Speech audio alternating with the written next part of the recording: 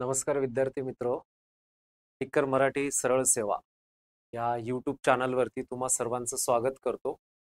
आज आपण आजच्या लेक्चर्समध्ये आगामी 2025 मध्ये जी तलाठी भरती असेल, मुद्रांक असेल, टीईटी असेल, त्याचप्रमाणे नगर परिषद, MIDC असेल, DM, ER असेल आणि इतर काही सरळ सेवा परीक्षा असतील ज्या TCS पॅटर्नद्वारे घेतल्या जातात. आणि ह्या पॅटर्नद्वारे जो काही इतर आपण सर्व जे विषय आहेत की आपल्या प्लॅटफॉर्मवरती जे आज आपण आपल्या आजच्या लेक्चर्समध्ये सामान्य ज्ञान आणि त्या बाबतीत अतिसंभाव्य प्रश्नांचं विश्लेषण आपण आजच्या लेक्चर्समध्ये अभ्यासणार आहोत. त्याचबरोबर इतर देखील विषय मराठी असेल, इंग्रजी असेल, अंकगणित बुद्धिमापन असतील, अशा विविध विषयांचा अभ्यास ह्या प्लॅटफॉर्मवरती आपल्याला अवेलेबल करून दिला आहे. तर नक्कीच ह्या सर्व यूट्यूबवरील लेक्चरचा आपण सर्वांनी फायदा घ्यायचा आहे. आपण नवीन असाल तर ह्या ठिकाणी ह्या टिक्कर मराठी सरळ सेवा यूट्यूब चॅनलला सबस्क्राईब करा, लाईक करा आणि आपल्या मित्रांना देखील त्याविषयी माहिती द्या. बघूयात आपण आजच्या अतिसंभाव्य प्रश्नांचं विश्लेषण सामान्य ज्ञान असेल त्यातला पहिला प्रश्न आपण अभ्यासणार आहोत. पहिला प्रश्न आहे बघा, भारताचे जलद औद्योगिकरण होण्याचं मुख्य कारण पुढीलपैकी कोणते? की जलद औद्योगिकरण असेल की त्याच्या संदर्भातला क्वेश्चन विचारलाय. ए मध्ये दिलंय बघा परराष्ट्र धोरण, बी बँकांचे राष्ट्रीयकरण, सी सार्वजनिक क्षेत्र, डी दिलंय यापैकी नाही असं दिलंय आपल्याला. सो ह्या प्रश्नाचं जे काही योग्य उत्तर आहे विद्यार्थी मित्रांनो ते आपण समजून घेऊया. पर्याय क्रमांक सी सार्वजनिक क्षेत्र हे याचं उत्तर आहे. ओके,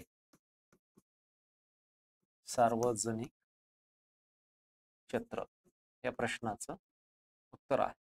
सो औद्योगिकरण आता इंडस्ट्रियलायझेशन होतं. आता भारतामध्ये उद्योग व्यवसायाची सुरुवात ही त्या काळापासून देखील झाली, कारण त्यासाठी आपण पंचवार्षिक योजना क्रमांक 1 असेल 51 ते 56 कृषीसाठी, पंचवार्षिक योजना क्रमांक 2 असेल ज्याच्यामध्ये उद्योग व्यवसाय औद्योगिकरणावरती भर देण्यात आली. पण खऱ्या अर्थानं भारताचे जलद औद्योगिकरण होण्याचं मुख्य कारण ते शब्द फास्ट जलद विचारला गेलाय आणि सार्वजनिक क्षेत्र असेल की ज्याच्यामध्ये विविध क्षेत्रांचा उल्लेख येतो.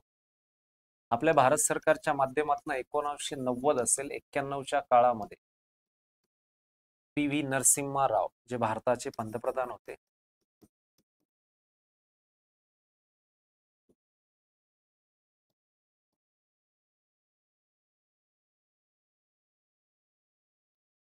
PV नरसिम्हा राव सुरे यांनी त्यावेळेस जे काही न्यू पॉलिसी असेल की जी त्या संदर्भामध्ये आणि सर्वात महत्त्वाचं त्या काळामध्ये त्यांचं कामकाज राहिलंय आणि जसं की ती जबाबदारी त्या ठिकाणी देण्यात आली ती त्या काळातले आपल्या भारताचे अर्थमंत्री होते डॉक्टर मनमोहन सिंग, जे नंतर पुढे भारताचे पंतप्रधान देखील झाले 2004 ते 14च्या दरम्यान.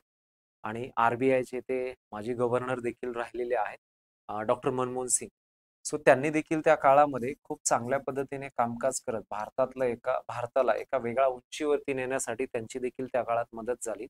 मग जागतिकीकरण असेल, उदारीकरण असेल, खाजगीकरण असेल, अशा विविध क्षेत्रांचा समावेश त्यामध्ये आहे. म्हणजे बाजारपेठ खुली केली गेली आणि मोठ्या प्रमाणामध्ये भारताचं त्या वेळातला एकूण जे काही इतर क्षेत्रातली वाढ असेल, GDP असेल, भारतीय अर्थव्यवस्थेला मिळालेली एक गती असेल, त्या त्या काळात झाल्याचं दिसून येते.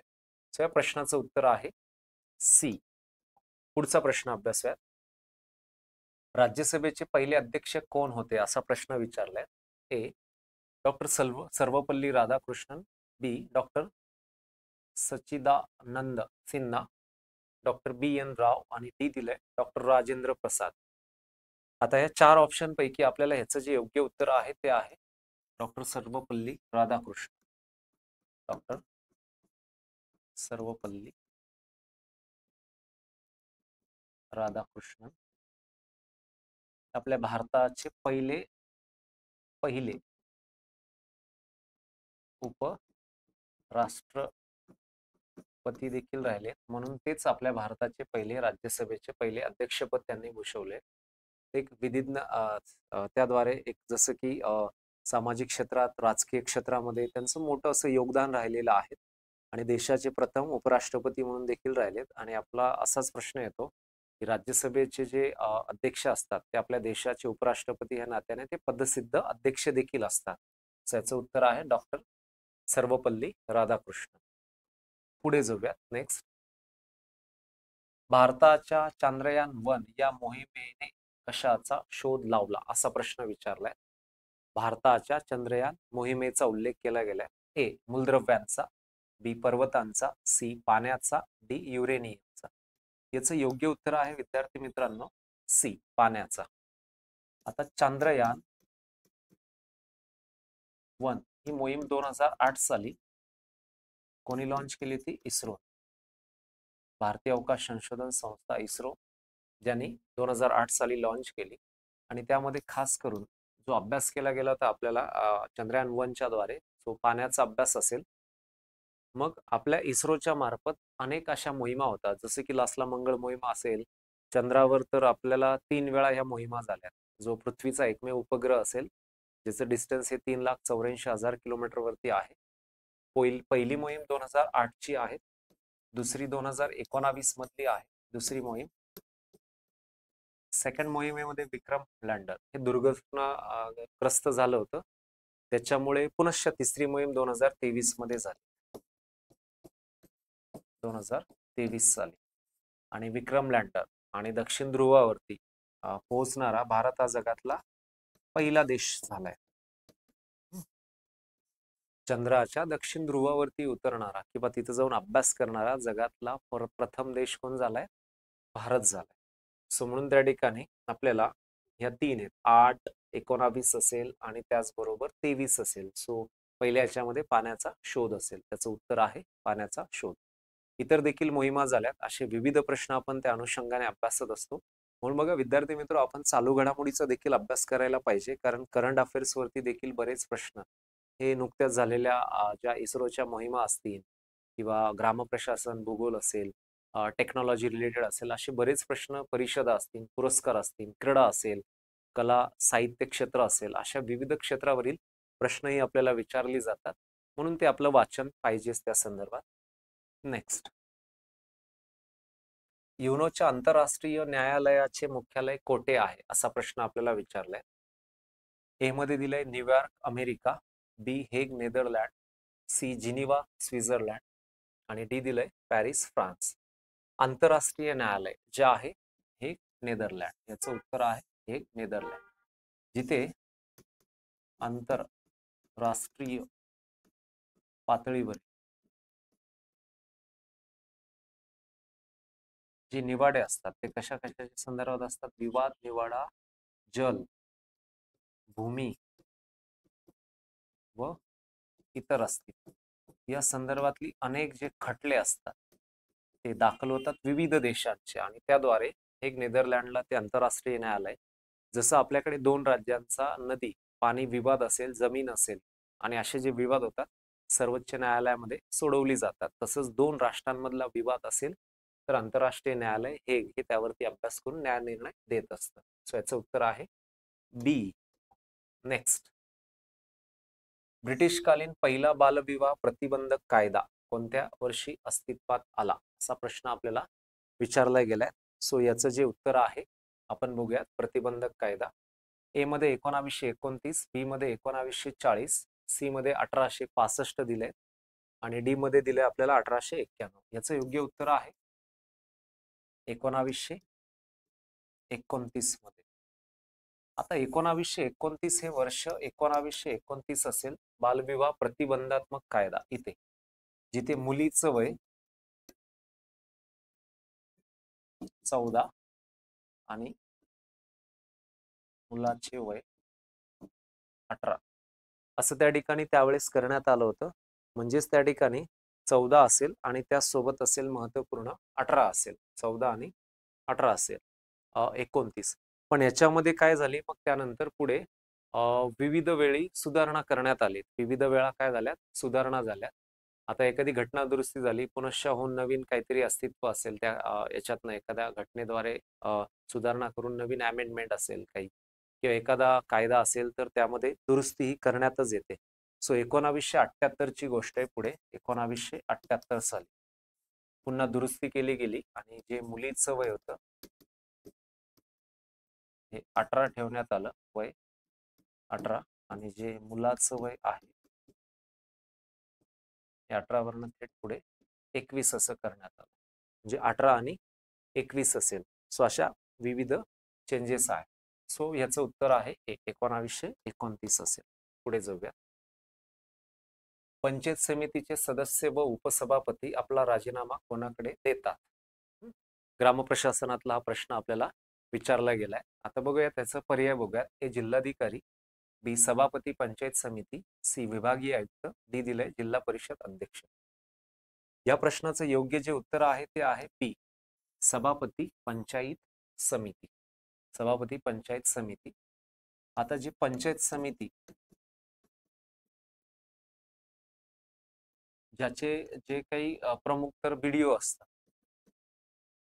प्रशासकीय, पण याच्यातनं इतर याच्यातनं जर बघितलं तर सभापती हे पंचायत समितीचे प्रमुख जसं, आणि म्हणून इथे उपसभापती असेल आणि इतर सदस्य असतील ज्यांना राजीनामा द्यावयाचा असेल तर ते सभापतीकडे दिली जातात. आणि जसं पंचायत समितीच्या विविध शाखा असतात त्याच्यामध्ये आणि त्या अनुषंगाने बरीच विकासात्मक कामं होतात. आणि जसं की स्थानिक प्रशासन संस्थेमध्ये ग्रामपंचायत एक स्तर असेल, पंचायत समिती असेल आणि जिल्हा परिषद असेल, जिथे प्रशासकीय अधिकारी ज्यातनं विविध जनतेची कामं असेल त्या त्या गावाची विभागाची कामं होत असतात. भारतीय वाळवंटातील महत्वाची नदी कोणती असा प्रश्न आपल्याला विचारलाय. भारतीय वाळवंट आणि प्रमुख नदी विचारली. ऑप्शन बघूयात. ए महानदी, बी मांडवी, सी असेल ब्राह्मणी आणि डी असेल लुनी. याचं योग्य उत्तर आहे विद्यार्थी मित्र डी लुनी. ओके, लुनी नदी. आता लुनी नदीची एकूण लांबी आहे 495 किलोमीटर ती वाहते. उगम आहे त्याचा उगम राजस्थान, तिथली ती प्रमुख नदी आणि अरवली पर्वतात उगम होतो. अरवली पर्वत. आता ही नदी राजस्थान मधनं पुढे गुजरात राज्यात जाते आणि गुजरात राज्यामध्ये जाऊन कच्छचे जे रण आहे तिथे काय होते, लुप्त होते. म्हणजे तिथली जी माती आहे त्याच्यामध्ये पाणी माती अपश्वास करते, म्हणजे ती सागरापर्यंत पोहोचत नाही, अरबी समुद्रापर्यंत तो लुप्तप्राय होते. अशी ही लुनी नदी आहे. स्वारवली वगैरे भागातनं निघते, पर्वतातनं. राजस्थानची मुख्य नदी आहे आणि म्हणून भारतीय वाळवंटातील महत्वाची नदी कोणती तर लुनी, म्हणजेच राजस्थानमधनं निघून गुजरातमध्ये आणि गुजरात नंतर ती कच्छच्या रणामध्ये लुप्त होते. अशी एक महत्वाची नदी. पुढे बघूया नेक्स्ट याचा पुढचा क्वेश्चन. जगातील प्रदूषण निर्माण करणारी एकमेव ऊर्जा कोणती? एनर्जी विचारलाय. जगातली प्रदूषण न करणारी ऊर्जा विचारली तर ह्याची काही पर्याय बघूयात आपण. ए सौर ऊर्जा, बी औष्णिक ऊर्जा, सी अणु ऊर्जा आणि डी दिलंय यापैकी नाही. आता बऱ्याच वेळा अभ्यास करताना विद्यार्थी मित्र आपण लक्षात घ्यायला पाहिजे की प्रश्न व्यवस्थित वाचायला पाहिजे. त्यांनी काय दिलंय इथं हायलाइट करायला पाहिजे. प्रदूषण न निर्माण करणारी, न शब्द आहे बघा, न प्रदूषण न निर्माण करणारी अशी ऊर्जा कोणती आहे? आता परीक्षेला आपण व्यवस्थित जर प्रश्न वाचलाच तर तिथेच आपण वाचताना जर त्याच्यावर व्यवस्थित त्या पॉइंटवर त्या शब्दावर भर दिला तर प्रश्न सुटतो आपल्याला, त्याचं उत्तर आपल्याला योग्य मिळवता येतं. पण जर घाईनं वाचन केलं आपण प्रश्न आणि पटकन ऑप्शन वाचले, ऑप्शन देखील व्यवस्थित न वाचता प्रत्येक फास्ट उत्तर दिली तर घाई गडबडीमध्ये आपला प्रश्न चुकतो. आणि इथं विद्यार्थी मित्र लक्षात घ्यायचे, एका मार्कामुळे आपल्याला पद हुकतं की आपण नापास होतो आणि एका मार्कामुळे देखील आपल्याला पास होता येतं. सो अशी बरेच उदाहरणं आपण ऐकली असाल एखाद्या सेमिनारमध्ये आपल्या काही जवळच्या मित्रांकडनं, आपल्या भावंडांकडनं. तर म्हणून एक मार्काचं महत्व खूप आहे, तर अभ्यास देखील त्या पद्धतीने आपण करायला पाहिजे. ऑप्शन्स दिलीत. ए सौर ऊर्जा, बी औष्णिक ऊर्जा, सी दिलंय अणु ऊर्जा आणि त्यानंतर दिले आपल्याला डी यापैकी नाही. याचं योग्य उत्तर आहे सौर ऊर्जा. आता सौर ऊर्जेच्या माध्यमातून ही जी ऊर्जा आहे आपल्याला सूर्य आणि त्या माध्यमातून आपल्याला जसं ही सौर ऊर्जा जी मिळत असते आणि जिथे प्रदूषण नाहीये. आपण जर औष्णिक बघितली, औष्णिक मध्ये बरंच मोठं आहे, म्हणजे कोळसा, कोल. आता चंद्रपूरला आहेत ना औष्णिक विद्युत केंद्र, किंवा नागपूरमध्ये, अकोल्याला आहे, नाशिकमध्ये, परळीला आहे, बीड जिल्हा, अशा बऱ्याच ठिकाणी की जिथे बॉयलर आणि वॉटर बेस आणि पुढे हीट आणि जनरेट करून त्या ठिकाणी जे काही मोठ्या प्रमाणामध्ये औष्णिक हे घटक हवेमध्ये पसरतात आणि एक पोल्युशनचाच भाग. अणु न्यूक्लिअर युरेनियम थोरियम वापरून देखील बऱ्याच मोठ्या प्रमाणात पोल्युशन्स होतं. स्फोट झाला तर जीवित आणि वित्तहानी देखील घडवतो अणुऊर्जा प्रकल्प. सर्वात जे काही आहे की प्रदूषण निर्माण करणारी एकमेव ऊर्जा सौर ऊर्जा हे उत्तर आहे त्याचं. पुढचा प्रश्न बघूया. हवा महल हे ठिकाण कोठे आहे? हवा महल एक पर्यटन ठिकाण आहे आणि त्यावरनं आपल्याला प्रश्न हा विचारला गेला. ए दिलंय बघा दिल्ली, बी जयपूर, सी हैदराबाद आणि डी दिलंय कोलकाता. याचं योग्य उत्तर आहे विद्यार्थी मित्र बी जयपूर. आता हवा महल हे जयपूरला आहे आणि जयपूर ही पिंक सिटी आहे हे पण लक्षात घ्या. Pink city of India Jaipur. आणि जिथे हवामहल हे एक पर्यटन स्थळ आहे.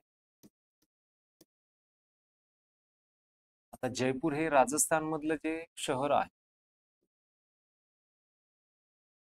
राजस्थानमध्ये इतर बरीचशी अशी पर्यटन स्थळं आपल्याला बघायला मिळतात. जयपूरला जसं हवामहल आहे, त्यानंतर अल्बर्ट म्युझियम आहे. जयपूरमध्ये जर आपण बघितलं तर जंतर मंतर एक स्थान आहे जिथं राशी भविष्याचा उल्लेख आपण करतो, एक दिल्ली आणि जयपूर. त्यानंतर राजस्थानमध्ये इतर शहरांमध्ये बघितलं जोधपूर असेल, आपल्याला जी ब्ल्यू सिटी म्हणून आपण ओळखतो, मेहरानगड फोर्ट असेल, त्यानंतर असेल आपल्याला उदयपूर असेल, चित्तोडगड असेल, अशी बरीचशी हल्दी घाटी युद्धाचा उल्लेख आपण करतो. सो म्हणून तिथली शहरं प्रसिद्ध, आपण त्या प्रत्येक शहराच्या विषयीची माहिती ही अभ्यासली पाहिजे. कारण भारतातील विविध राज्यातील पर्यटन आहे, मग ती मंदिरं असतील, धार्मिक ठिकाणं असतील आणि राष्ट्रीय उद्यान असतील, तर ती आपल्याला माहीत पाहिजे, जेणेकरून त्याच्यावरती परीक्षेमध्ये प्रश्न हा येत असतो. चला पुढचा आपण क्वेश्चन बघूया. नेक्स्ट. चालकास वाहन चालवताना मागील रस्ता दिसण्यासाठी कोणता आरसा बसवतात? ए बहिर्वक्र आरसा, बी गोलाकार आरसा, सी अंतर्वक्र आरसा, डी यापैकी नाही. याचं योग्य उत्तर आहे बी बहिर्वक्र आरसा. हा छोटा आणि जसं की त्याचं जे कमी लांबीचं जवळचं जे ते स्पष्ट त्यामध्ये दिसत असतं आणि म्हणून त्या ठिकाणी चालकास वाहन चालताना मागील जो रस्ता बॅक त्याचं जे असतं ते त्याला कमी डिस्टन्सवरचं क्लिअर दिसत असतं आणि म्हणून आपल्याला जो आरसा असतो वाहनांचा त्याच्यावरती लिहिलेलं असतं बघा, objects mirror are closer than they appear.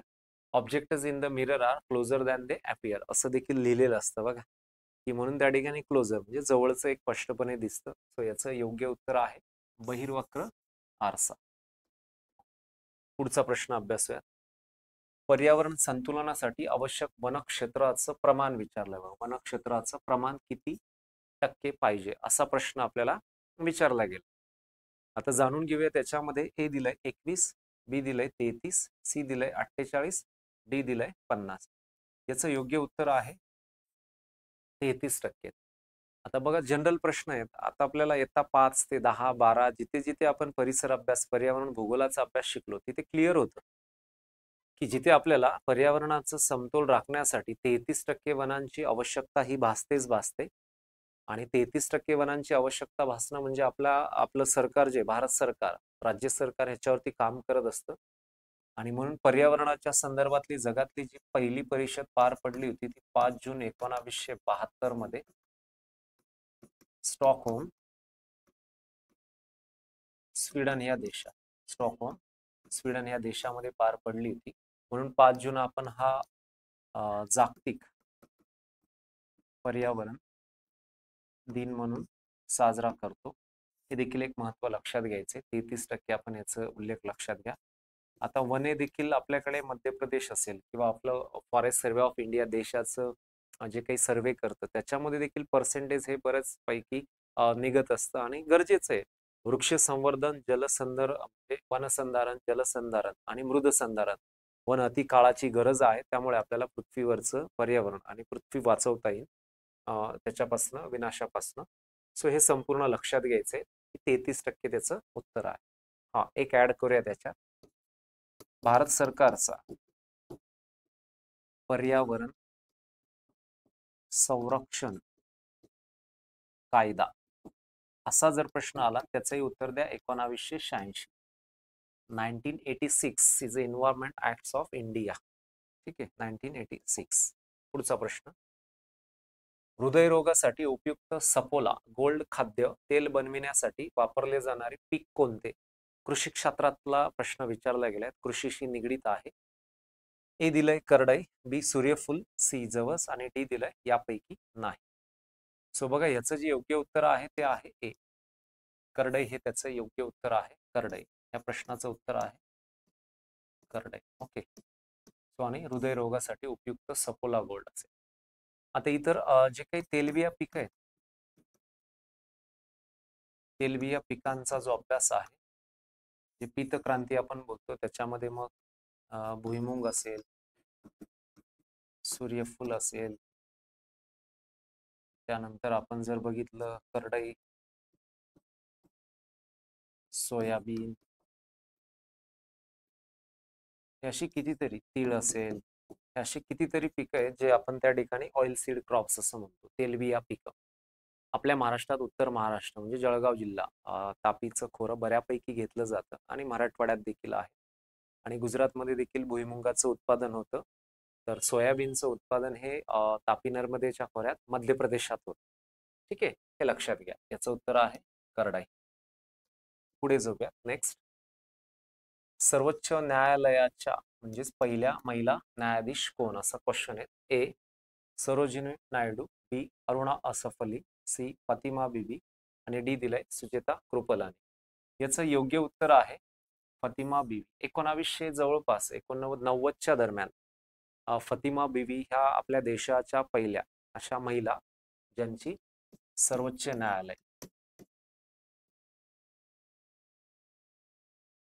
सर्वोच्च न्यायालयामध्ये ते न्यायाधीश राहिल्यात. त्यांचा असा रेकॉर्ड देखील आहे, आशिया खंडातील देखील रेकॉर्ड आहे.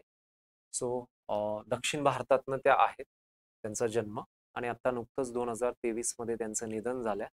सो महिला देखील विविध क्षेत्रामध्ये, आपल्याला प्रथमच महिला GK बेस बरेच प्रश्न असतात, जसं भारताच्या पहिल्या महिला राष्ट्रपती प्रतिभाताई पाटील असतील, किंवा आपल्या भारताच्या पहिल्या महिला मुख्यमंत्री म्हणून ह्या ऑप्शन मध्येच ठेवलंय सुचिता कृपलानी उत्तर प्रदेशाच्या असतील, किंवा त्याचसोबत जर बघितलं आपल्या देशाच्या पहिल्या पंतप्रधान इंदिरा गांधी असतील, IPS अधिकारी पहिल्या असतील किरण बेदी असतील, पहिल्या महिला डॉक्टर आपल्याला विचारलं तर तिथे आनंदीबेन जोशी, हे अशी नावं, किंवा असं स्त्री शिक्षणाचा ज्या करते आपल्याला, त्यांच्यामुळे आज जिथं आपण आहोत.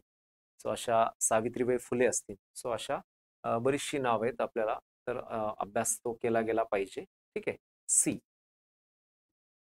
नेक्स्ट क्वेश्चन पुढचा. भारताचा सर्वोच्च नागरी पुरस्कार कोणता, असा प्रश्न विचारलाय विद्यार्थी मित्रो. बरेच प्रश्न आपल्याला पुरस्कारावरनं विचारले जातात, मग ते स्थानिक किंवा महाराष्ट्र राज्यातील असतील, राष्ट्रीय पातळीवर भारताचे असतील सरकारकडनं दिली जाणारी, किंवा आंतरराष्ट्रीय पातळीवरचे असतील, अशा विविध ठिकाणांवरनं मिळालेल्या पुरस्कारांवर आपल्याला क्वेश्चन विचारले जातात. इथे भारताचा सर्वोच्च नागरी पुरस्कार विचारलाय. ए खेलरत्न पुरस्कार, बी पद्मविभूषण, सी ज्ञानपीठ आणि डी दिलाय भारतरत्न पुरस्कार. याचं योग्य उत्तर आहे भारतरत्न पुरस्कार. भारतरत्न पुरस्कार. आता या पुरस्काराची जी सुरुवात आहे ही कधी झाली? 1954 मध्ये झाली. आणि जसं की त्यावेळेस प्रथम 3 व्यक्तींना पुरस्कार सुरुवातीला दिला गेला होता. जसं की याच्यामध्ये आपण जर बघितलं, पिंपळाचं पान असतं आणि त्याच्यावरती मुद्रित केलेलं असतं, आणि जसं की याच्यामध्ये रक्कम दिलेली नसते, रक्कम दिली जात नाही. सो म्हणून आतापर्यंत बरेच व्यक्तींना हा पुरस्कार दिला गेला. कला, क्रीडा, साहित्य क्षेत्र असेल, विविध क्षेत्रांच्या संदर्भात तो दिला जातो. सो म्हणून एक असेल. आता हा विदेशातील अशा 2 व्यक्तींना देखील हा पुरस्कार दिलाय भारतरत्न, ज्याच्यातील पहिलं नाव आहे खान अब्दुल गफार खान, आणि दुसरं नाव आहे नेल्सन मंडेला. यांना देखील हा पुरस्कार प्रदान करण्यात आला. आता मदर टेरेसा हे देखील एक नाव आहे, परंतु ते अनिवासी म्हणजे भारतातलंच त्यांनी राहणं स्वीकारलं त्यावेळेस, त्यामुळे मूळ नैसर्गिक ते आल्या भारतीय. पण बाकी 2 नावं अनिवासी भारतीय म्हणजे विदेशातली 2 व्यक्तींना दिलाय. सो ही 2 नावं लक्षात घ्या. आता देखील लास्टला दिली गेलेली पुरस्कार आपण ते चालू घडामोडीच्या माध्यमातून अभ्यासायचे आहे. ओके, पुढचा प्रश्न आपण बघूयात. Next question. नांदेड जिल्हा महाराष्ट्राच्या कोणत्या दिशेस आहे असा प्रश्न विचारलाय. ए वायुव्य, बी नैऋत्य, सी ईशान्य, डी आग्नेय. याचं योग्य उत्तर आहे डी आग्नेय. आता बघा, आपण जर महाराष्ट्राचा हा मॅप असा बघितला, इथे ही आपली पूर्व बाजू आहे महाराष्ट्राची, ही आपली पश्चिम बाजू आहे, ही आपली महाराष्ट्राची दक्षिण बाजू आहे, ही महाराष्ट्राची आपली उत्तर बाजू. आता इथे क्लिअर करूयात आपण पहिले राज्य, मग तुम्हाला मी जिल्हा हा सांगतोच अजून. ओके, आता बघा विद्यार्थी मित्र, इथे मध्य प्रदेश आहे म्हणजे MP, इथे छत्तीसगड आहे. छत्तीसगड, तुम्हाला हा कलर दिसत असावा. यस, दिसतोय छत्तीसगड. त्यानंतर इथे आहे कर्नाटक, आणि इथे दक्षिणेलाच आहे अजून पुन्हा गोवा. ओके, हे झालं. आता जर आपल्याला विचारलं गेलं अजून आपल्या वेगवेगळ्या दिशेला कोणकोणती ठिकाणं आहेत, तर बघा याच्यात ही बाजू झाली आपल्याला, ह्या 4 बाजू आहेत अशा अजून. ओके, ही बाजू झाली वायव्य. इथे बघा गुजरात राज्य आहे, गुजरात, नाशिक जिल्ह्याच्या वरच्या भागात. इथे गोंदिया आहे वायुव्येस, म्हणजे इथे छत्तीसगड MP ची देखील बॉर्डर येते. हा, इथे जो नांदेड आहे, नांदेड, सो याच्यासोबत तेलंगणाची बाजू, तेलंगणा नवीन राज्य, ही बाजू आपली आग्नेय बाजू, आग्नेय. तर ही नैऋत्य बाजू आहे. नैऋत्य मोसमी वाऱ्यापासून बघा महाराष्ट्राला पाऊस मिळतो. ओके, नैऋत्य मोसमी वाऱ्यापासून. सो म्हणून दिशा, आपण हे थोडंसं मॅप जर बघितलं किंवा कोऱ्या पेजवर आपण थोडंसं रंगवलं तर दिशा आपल्याला क्लिअर होत जातात आणि आपला प्रश्न बरोबर येतो. ठीक आहे, नेक्स्ट. हे क्लिअर लक्षात राहील, आपल्याला दिसतंय हे व्यवस्थित. बघा एकदा व्यवस्थित अजून क्लिअर आहे. सो नांदेड विचारलंय, आग्नेय आहे. गोदावरी नदी आपली पास होते नांदेडमधनं आणि पुढे तेलंगणा लागतं. मराठवाड्यातला प्रमुख जिल्हा गोदावरी नदीवर नांदेड वसले. गुरुद्वारा, एक धार्मिक स्थळ आपण जसं आहे, आणि नांदेडमध्येच जे मुख्य पीठ आहे रेणुका मातेचं माहूरगडला, हे इथे आपण लक्षात घेऊ. पुढे नेक्स्ट क्वेश्चन. महाराष्ट्राचा राज्याचा राज्य प्राणी कोणता आहे? महाराष्ट्र राज्याचा राज्य प्राणी कोणता आहे असा प्रश्न विचारलाय. आता आपण जाणून घेऊयात. ए दिलंय शेकरू, बी वाघ, सी हरिण आणि डी मध्ये हत्ती दिले. महाराष्ट्राचा राज्य प्राणी, याचं योग्य उत्तर आहे शेकरू, गेंड स्क्वेरल, शेकरू. आता शेकरूचं जे आढळ आहे ते आहे भीमा शंकर, पुणे येथे. कुठे आहे? भीमाशंकर हे स्थान पुण्यामध्ये आहे. सो भीमाशंकर हे वन्यजीव अभयारण्य आहे की जिथे भीमा नदीचा देखील उगम होतो. भीमा नदीचा देखील उगम होतो आणि याच भागामध्ये शेकरूचं आढळ आहे, जो महाराष्ट्र राज्याचा राज्य प्राणी, गेंड स्क्वेरल आपण म्हणतो, राज्य प्राणी. ओके, तर राज्य फुल आहे, राज्य फुलपाखरू आहेत, असे विविध क्वेश्चन येतात आपल्याला. त्याचप्रमाणे भारताचे देखील विचारली जातात. ओके, पुढचा प्रश्न अभ्यासूयात आपण त्यानंतर. दिवा घाट कोणत्या 2 शहरांना जोडतो असा प्रश्न विचारलाय आपल्याला. ए नाशिक मुंबई, बी पुणे बारामती, सी कोल्हापूर रत्नागिरी, डी दिलाय पुणे मुंबई. सो याचं योग्य उत्तर आहे दिवे घाट. सो पुण्यावरनं बारामतीला जाताना दिवा घाट लागतो. पुणे जिल्ह्यातलंच ठिकाण आहे बारामती. ओके, सो पुण्यावरनं बारामतीला जाताना आपल्याला दिवा घाट लागतो. बाकी इतर असेल तर नाशिकवरनं मुंबईला जाताना आपल्याला जसं की थळघाट असेल, किंवा पुण्यावरनं मुंबई किंवा मुंबईवरनं पुणे जाताना आपल्याला बोर घाटातनं जावं लागतं. बाकी कोल्हापूर साईडला खाली गेलो फोंडा, कोकणात जाण्यासाठी आंबा घाट असेल, सो ती असतील. म्हणून आपल्याला जे काही क्वेश्चन्स विचारली जातात की उत्तरेकडचा आणि दक्षिणेकडचे अशी घाट विचारतात. सो म्हणून आपल्याला खाली कोल्हापूर रत्नागिरी वगैरे फोंडा आंबा ही दक्षिणेला आहेत, पण सर्वात उत्तरेचा जो घाट आहे तो थळघाट आहे, ज्यालाच आपण कसारा घाट देखील म्हणतो. कसारा हा घाट कोणत्या 2 शहरांच्या दरम्यान आहे? नाशिक ते मुंबईला जाण्यासाठी सह्याद्री मधला सर्वात उत्तरेकडचा थळ अथवा कसारा असेल. या प्रश्नाचे योग्य उत्तर आहे पुणे बारामती, म्हणजेच बी. पुढे नेक्स्ट. ओडिसा राज्यातील सर्वात मोठे सरोवर विचारलंय आपल्याला. बघा, सरोवरावरून हा प्रश्न विचारलाय की लेक विचारले आहेत, सर्वात मोठं सरोवर असेल. ए मध्ये दिले चिल्का, बी वेबनाड, सी लोणार, डी सांबर दिले. याचं योग्य उत्तर आहे चिल्का. ए कोणतं आहे? चिल्का सरोवर. चिल्का हे त्याचं योग्य उत्तर आहे, जे आपल्याला ओडिसा राज्य, ओरिसा. आता हे खाऱ्या पाण्याचं आहे, खाऱ्या पाण्याचे सरोवर आहे. आणि चिल्काप्रमाणेच आपण इकडं वेगवेगळी जर बघितली, आता हा वेबनाड जो आहे केरळ मधला, हा ब्रॉड आहे, मोठा आहे. लोणार आपल्या महाराष्ट्रात, बुलढाणा जिल्हा, बुलढाणा हा महाराष्ट्रात आहे. त्यानंतर सांबर विचारला तर हा राजस्थान मध्ये.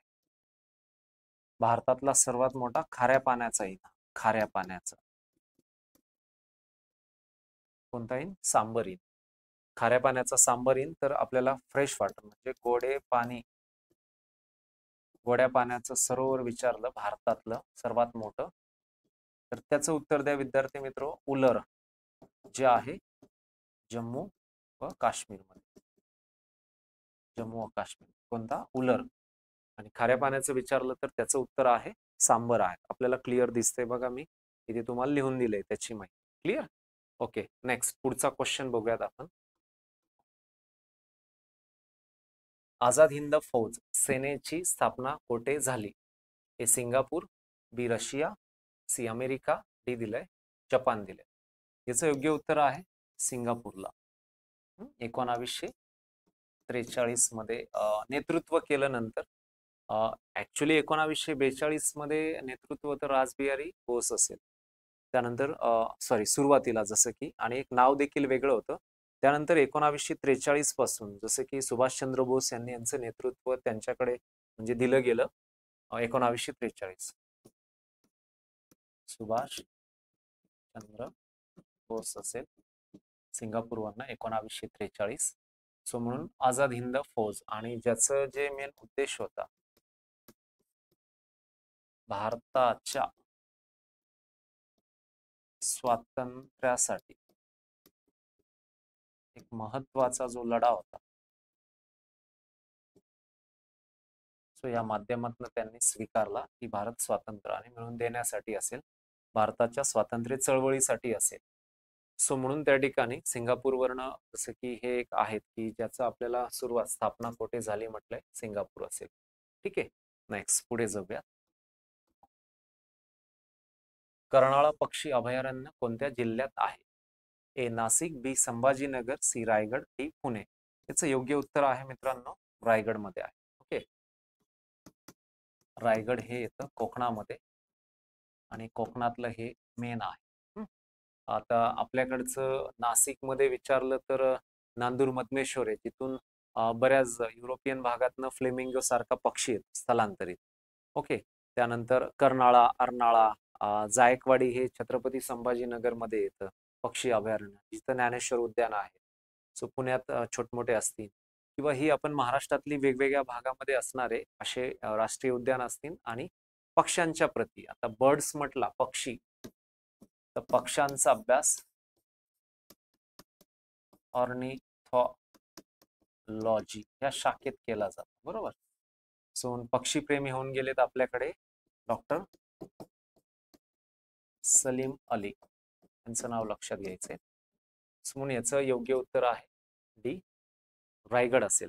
आता माळढोक जे आहे आपल्याकडं सोलापूर जिल्ह्यातलं आणि अहिल्यानगर बॉर्डरवरचं सोलापूर मधलं माळढोक, हे सर्वात मोठं पक्षी अभयारण्य म्हणून आपल्याकडचं किंवा अभयारण्य म्हणून ओळखलं जातंय, ते पण लक्षात असू. ठीक आहे, कर्नाळा सी, रायगड याचं उत्तर आहे. समोर विद्यार्थी मित्र बघा, असे विविध प्रश्न आपण आजच्या लेक्चर्समध्ये अभ्यासलीत. नागरिकशास्त्र असेल, इतिहास असेल, भूगोल असेल, जनरल सायन्स असेल, आणि करंट बेस, जीके बेस असतील. तर असेच नवीन नवीन प्रश्न मी अजून पुढच्या लेक्चर्समध्ये मी घेऊनच येणार आहे. टिक्कर मराठीची जी पूर्ण टीम आहे तुम्हाला विविध विषयांचं नॉलेज देते. त्यामध्ये इतिहास सामान्य ज्ञान असेल, जसे की आजचं लेक्चर, इंग्रजी असेल, मराठी असेल, अंकगणित, बुद्धिमापन असेल, असे विविध विषयाचे एक्सपर्ट आपल्या समोर अतिसंभाव्य प्रश्न आपल्याला या ठिकाणी त्याचा अनालिसिस करून देत आहेत. तर आपण देखील नवीन असाल तर टिक्कर मराठी सरळ सेवा हे यूट्यूब चॅनल आपण सबस्क्राईब करा.